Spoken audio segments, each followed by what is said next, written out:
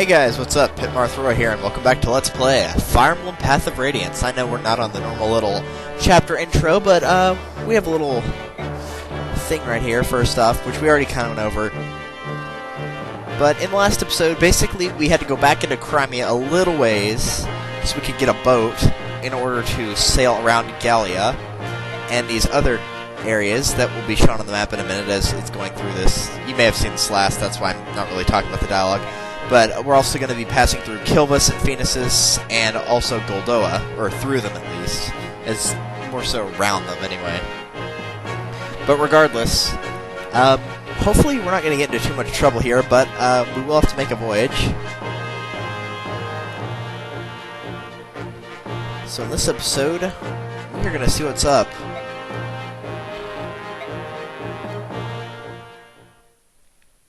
And this is Chapter 12, I believe? Yes, Chapter 12, A Strange Land. Well, yeah, I'll bet it's strange. Ike's been to Gallia, but he hasn't been to any of the other places.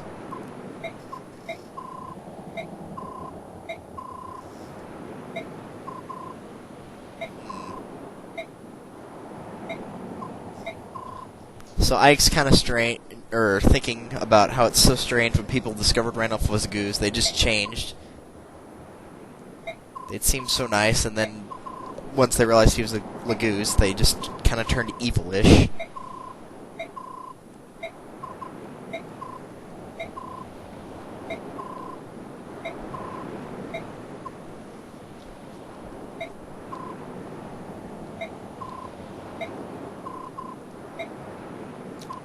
And it's Nasir. It wasn't eavesdropping, it was a conversation on the middle of the boat. It's not exactly eavesdropping. And it turns out Nasir is actually a Laguz. And because he's chosen to live among the Bjork, that's why he's made sure that he cannot get recognized. And the reason he doesn't have a tail or anything is he's actually a dragon Laguz. It's actually easiest to disguise yourself if you're a dragon Laguz, because, you know, no tail or anything. No wings. I mean, dragons have wings in this game, but whenever they transform back into their human form, you don't see them. Unlike you do with the birds that are still flying in the air, so.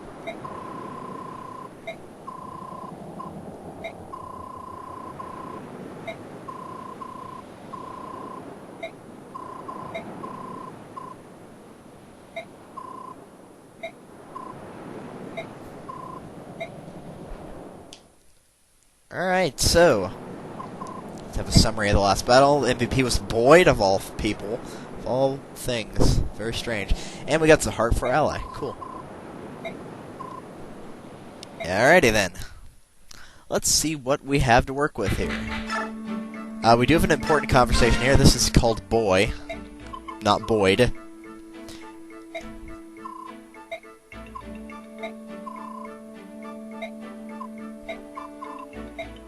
And this is a stowaway that apparently he found, who boarded the ship at Tahoa, and his name is Soth.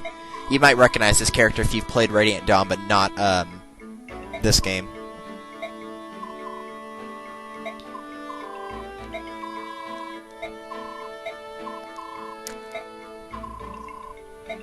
Break his face.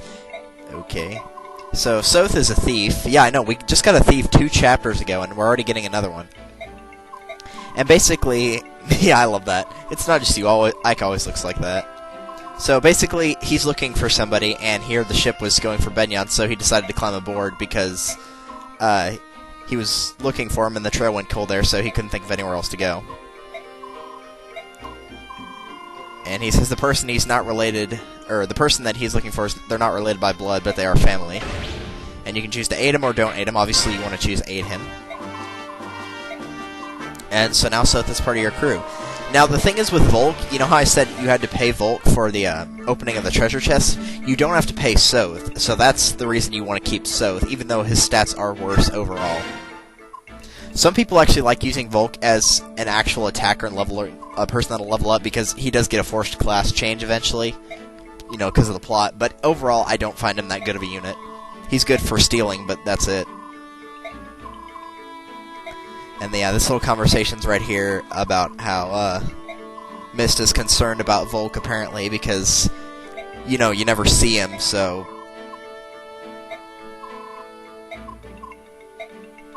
Maybe I should just tell Mist he's dead. That's not the worst idea. And then we have Zahark here.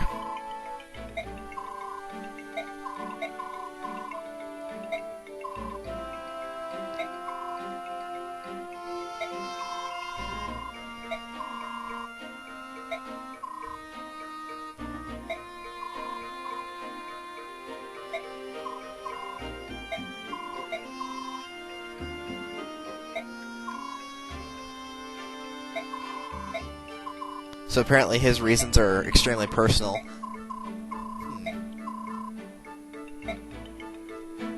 As far as I can remember, this is just like going off of memory, I'm sure I'm wrong overall. They don't explain ever why he chooses personally to defend it. He just says personal reasons. I might be wrong about that, but who knows. And then we have Ileana again, who is seasick. And probably most likely hungry, which is a bad combination.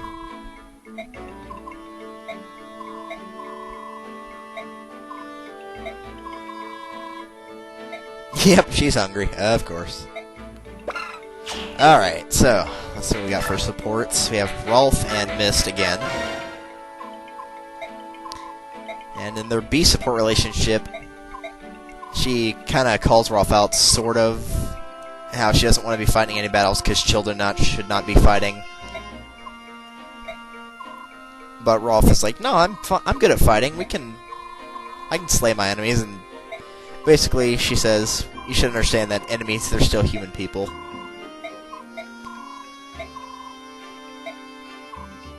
It's very strange. It'll make sense when you see their A support. And we have Titania's C support with Mist. We haven't been fighting all day. We've been on a boat for over 2 months, according to the plot.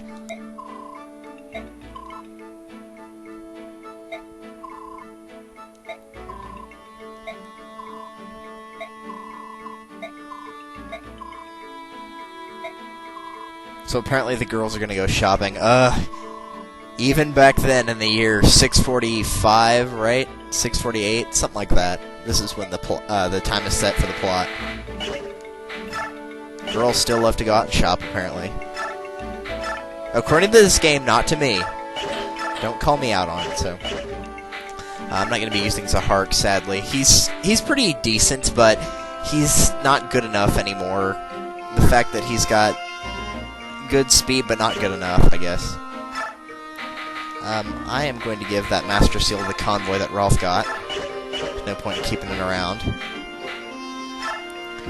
And I'm going to trade that Draco Shield over to Rolf. And let him use it. That'll actually bring his defense up to 10. Let's see, what else here? Soth will just come with a knife, by the way. You might want to, since you're going to be using him, just go ahead and give him a vulnerary, and that's it. Soth will never get a class up, by the way, just so you know. Let's see. And Soth, he's not a fighter, I might as well go over this. He's only really designed to steal from the chests and, you know, open doors, whatever, anything like that. Just never use him for actual fighting. Just thought I'd let you know. Now, you're going to want Rolf to be a decent level, and you're also going to want Soren to be a pretty good level here. And you'll see why whenever we start. How is Soren doing? 16? Yeah, we'll go ahead and give him enough for another level up here. Why not? Alright, that was pretty good. Soren's not going to get a lot of defense, so, you know, even though I'm saying most people are probably like, well, what about his defense? He's not going to get a lot of defense upgrades. I'm going to tell you right now. He will not get a lot of defense. Which is sad, but it's true. Hopefully his speed will outweigh that, and he just won't get hit a lot in general. Because your mages should not be on the front lines. The very front lines, anyway. Maybe get lethal level up? Sure. Yeah, see right there, her HP went up by 2, like I said. That is the only time, I believe, in this game where stats can increase by more than 1, is the Laguz can actually get their HP status to increase by 2 occasionally. And I'll just give the rest to Mist, I guess. We also grabbed a counter, I believe, earlier. Did we already give that to somebody, though? Yeah, we gave it to Boyd. Alright. Let's see. I think that's actually everything. We got the preparations done fairly quickly there. Is there any, like, staff or anything like that? No? Okay, that's fine.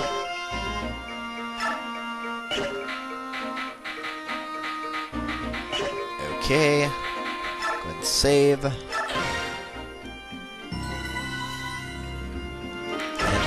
this fight right here that's coming up is actually pretty easy. So, we are being followed by pirates. And birds, actually. So, it looks like we have some pirates that are from Kilvus, the Ravens, anyway.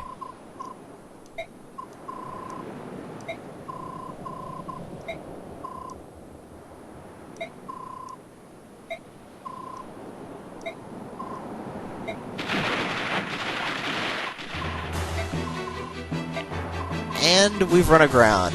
Wonderful.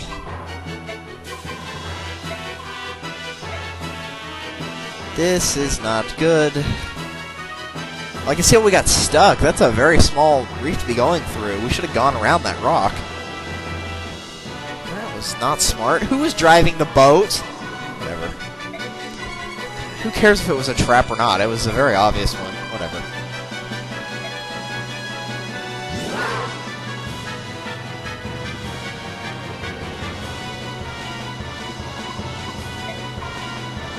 So, all members of the bird tribes are vulnerable to wind magic and also to arrows, like Pegasus Knights. So that is why I said you're going to want Rolf and Soren here. I still love this music. Okay. Enough of that. Not going to use the Hark. You don't want Mist. You try to keep your really vulnerable units like healers away. Like I said, keep Soren and Rolf because, you know, they're really weak against that. I'm actually kind of debating if I want to use the Hark or not. Part of me wants to say yes, because I've never used him before, and I did not use Mia, and she's another Myrmidon, so I'll give it a shot, I guess. I'm not going to use EXP on him, but whatever. I'll just give him some items really quickly here. No vulnerary. Well, we're not going to be using Soth here, so we'll go ahead and use his vulnerary momentarily here, since you can't go to the shop currently. Alright. And the way you're going to want to reposition this is, I like to have Soren and Rolf standing on these two squares right here and have everybody else surround them, or these two squares right here. These two are easier because you don't have to worry about these two spots right here. So I'm going to have Soren here and Rolf here, or vice versa. So, we're going to put Rolf right there, and Soren right there, and then just try to get everybody as close as you can to be able to defend them, so that looks like it'll work. Yeah, the preparation here is very easy. And overall, the level's pretty easy, too, so, yeah. Alright, so here's what we're going to do. We're going to set Rolf right there, Soren right there, and then everybody else can just guard. We'll give Boyd the Iron Axe, better hit rate, obviously. I might try to stick Zahark in here as well. Put Titania right here. Oscar right here. And Leith right here. Okay, that protects Zahark, Rolf, and Soren. They will not be able to be hit by anything, because the birds don't have any ranged attacks, so those three characters are pretty much safe from anything. The only reason I kept Zahark safe is because I'm not sure how well he would fare against these guys, so I'd just rather eliminate the fact that he could be ambushed by a whole bunch of them at the same time, just in general. So yeah, essentially you just let the birds come to you in this. It's pretty easy, actually. Let's see if Titania can weaken this guy without killing him. Titania, you stole that kill from Oscar, man. Like, one thing that is also nice about this level is if we look at the birds, all of them drop items. Every last one of them. Well, actually this one doesn't, but they drop coins, Seraph Robe, another coin, blue gem, More of them appear in the fight. That one dropped a Laguz stone earlier. They all drop items, so that's pretty cool, actually. But, you know, they're pirates, so of course they're holding treasure, so, you know, go figure. And it seems like they're going for Titania, which is just fine with me, because she can weaken them without killing them. Wow. Why in the world she got magic, I don't know.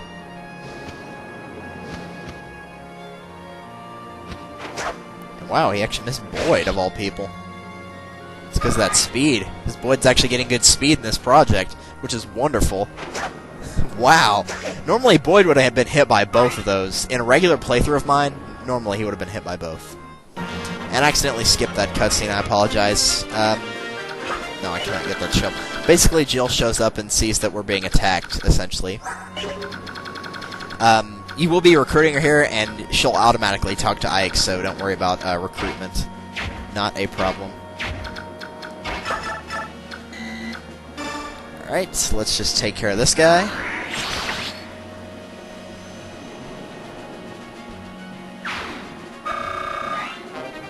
And that gets the Seraph Robe. I'll probably give that to Soren or Rolf, not sure which. Let's see if Leith can, okay, that'll work. She'll only take 1 damage from that, if she gets hit. Which she did not. Good. That's what I like to see.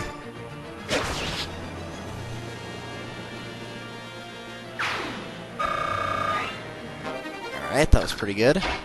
I'm just going to leave Zahark right here, and I'll move Rolf forward so he can hit this guy. Very good. And so I don't leave Rolf open, we'll just move Ike right there, and there we go.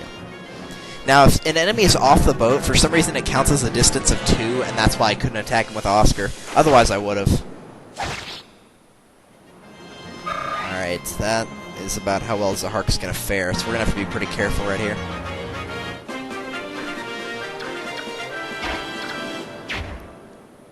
Alright. We'll do that.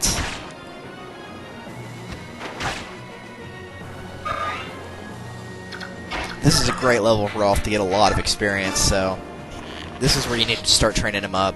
This is a great map for it. And he levels up. Very nice. Not the best level up, but hey, it's better than nothing. Oh, well, he was using the slim sword. No wonder he was only doing 8 damage. There we go. Hello. That's a bit problematic. Okay, we'll move right there, and that'll do it. That guy's going to go forward, and Jill's going to move forward, and yep, she'll reach Ike. Alright, cool. You, why are you lollygagging about? Who are... I am Jill Fizzar, wife and rider of day, and attached to Commander Har's battalion. I offer a truce.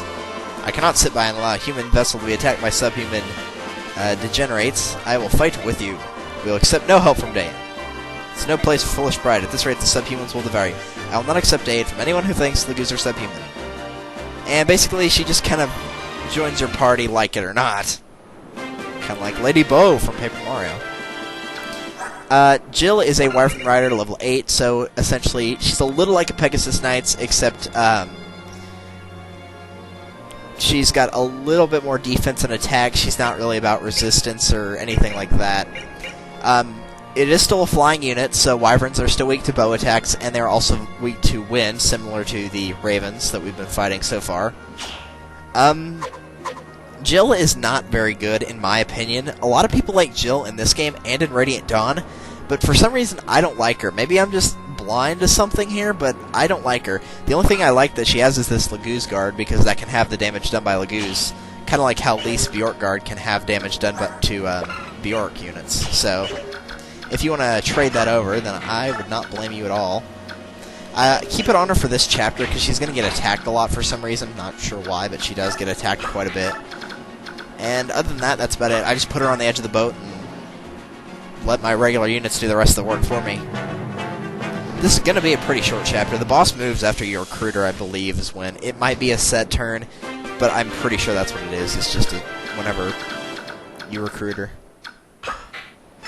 We're just going to end because nobody's near us, And yeah, they went for Jill. Not a surprise.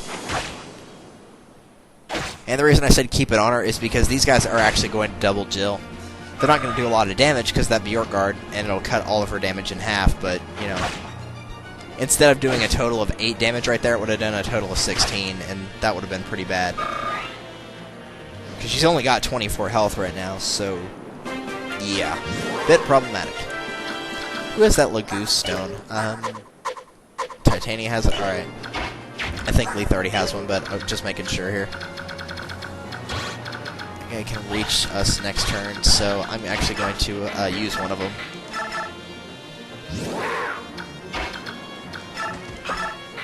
And I'm also going to try to take this guy out. Pulse bow, steel bow. Let me use the forged steel bow, because I want to make sure I hit him.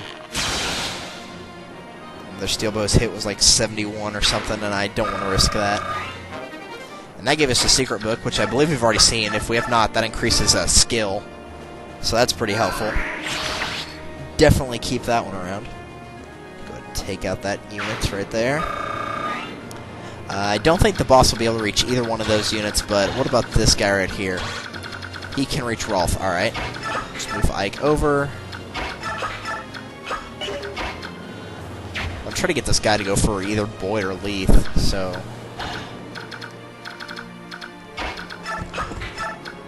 let's do that. I think those are the only 2 units left. Okay, yeah, they are. Yeah, that guy shows up, of course. This is a defeat all. It's not defeat the boss, so don't worry about that.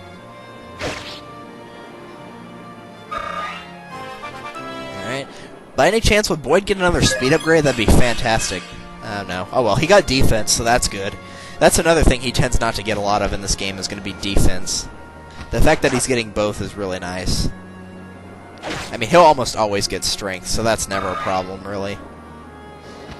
I'm going to try to get Rolf to kill this boss. How much damage? 26. That'll work. Cool. Good job, Rolf. Wonderful level for him to get at least 2 or 3 level ups, despite the fact there's only about, what, 10 enemies total? Maybe a little bit more than 10.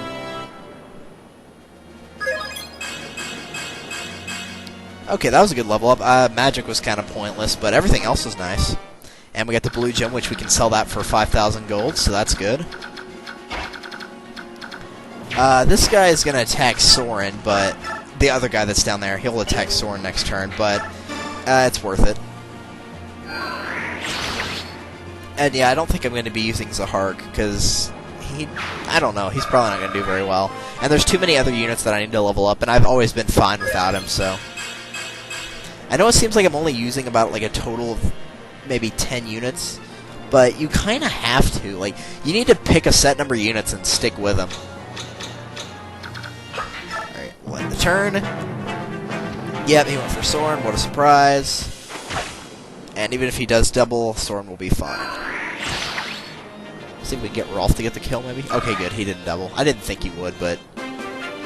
always assume the worst when playing Fire Emblem. That is one of the things you will learn right off the bat when you start to play these games, is always assume the worst. Let's go for the Iron Bow. Rolf's bow is actually a little bit better than the Iron Bow. Not by a lot, but enough. And that got us a weapon level up and an arm scroll, which will raise another weapon level if we need to. I'll probably use this on Mist, but it might go to Rolf. We'll see. For now, we're just going to send the coin to the convoy. Doesn't really matter what we send there, because we're going to be sending most of it there anyway. And yeah, just like that, the chapter's over. It's pretty short. So, apparently we are stuck here. So Ike's like, let's see what we can do. So he wanders on the land, which was a terrible, terrible idea.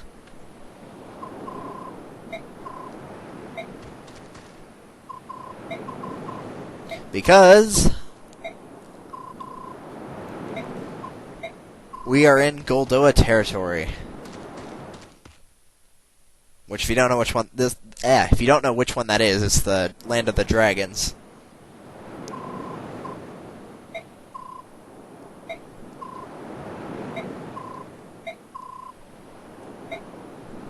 And then they're like, we shall take you out by force.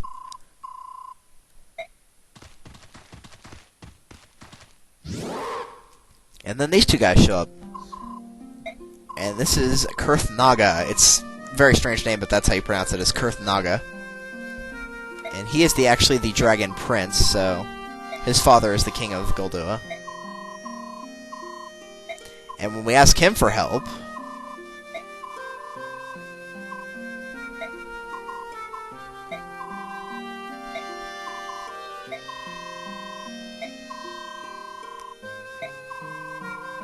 yeah, lodge a form of protest. Let's see how well that works.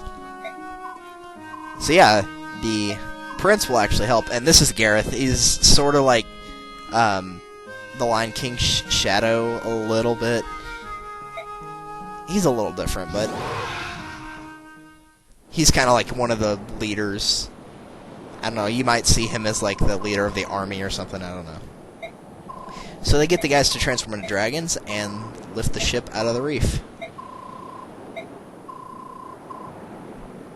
And yeah, Goldoa has no contact with the outside world. They remain neutral in all fights. And so that's why, for the most part, all the people of this game really know about them is just what you read from books. For once, your recklessness actually got us out of trouble.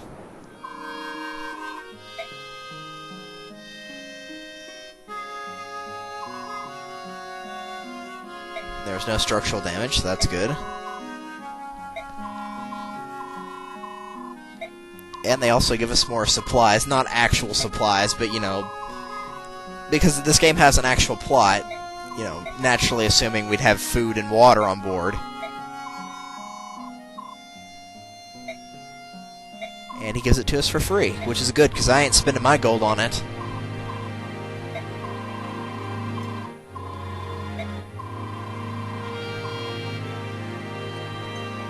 Yeah, well, sorry, but this isn't the pilgrimage to America, so yeah.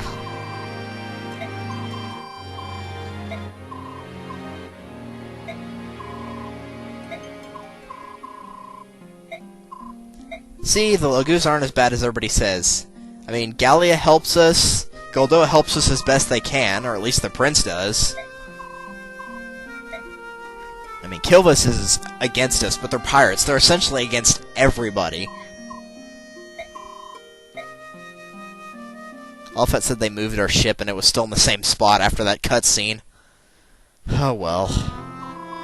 Okay.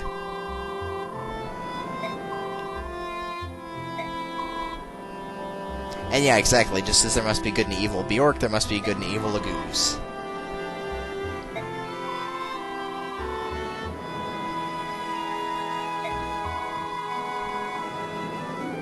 The birds of Kilvis and Phoenix. What are you talking about? Kilvis attacked us. Phoenix has had nothing to do with that at all.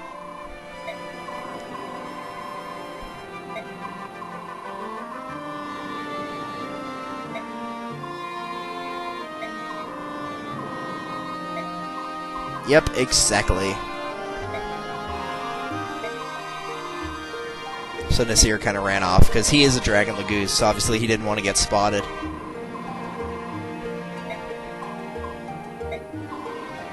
Alright.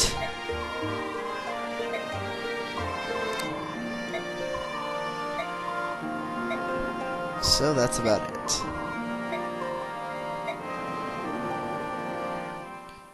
Is that the end?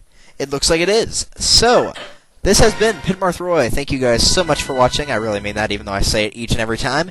And I will see you next time on Let's Play Fire Emblem Path of Radiance 4, Chapter 13, A Guiding Wind. See you guys then.